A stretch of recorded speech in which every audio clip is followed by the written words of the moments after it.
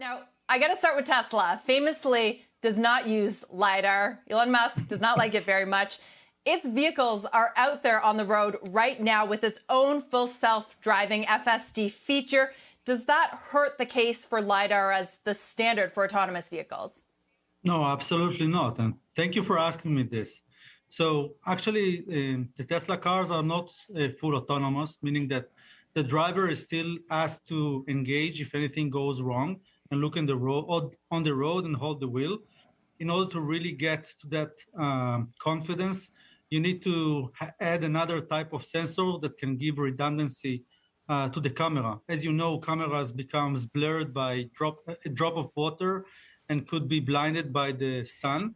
So you definitely need to have another sensor that the computer of the car can make the decision and not be blinded by a single point of failure. So, 5 years ago, there was no LiDAR that Elon Musk could have adopted in order to bring it to the market. That reality has changed. So today, LiDARs and Innoviz, for example, provides a LiDAR which is it's a fraction of the size and price, and the performance is really, this is the highest end technology today that is available, such as BMW has adopted this. And that allows full autonomous driving in a safe way. I agree. The technology has come a long way. Costs have come down for LiDAR, but, Elon Musk still isn't using it, and he really stands by his system of cameras. So what's stopping other automakers from seeing what Tesla's doing? And by the way, charging, $10,000 for its FSD system and not doing the same? I know that cameras have their issues, but they're sort of ready now, not fully autonomous, but some level of self-driving. And it feels like fully self-autonomous driving vehicles on the LiDAR system still years away. So, how do we define full self-driving? It's only relevant when it's safe, right? It's only relevant when we all are taking a drive where the car is taking control and we feel comfortable enough to really disengage. That's not the situation today. And that's never going to be the situation unless you provide sufficient technology that can really, meet with all of the failures that might occur in the car.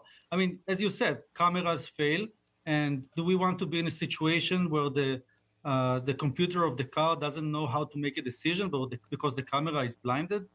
That's not something that any training or any software can actually solve. If the camera can't see anything, what would you do? Do you want to be in that situation?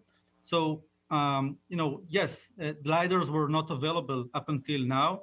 So talking about having a car that drives itself without a LiDAR is basically not relevant.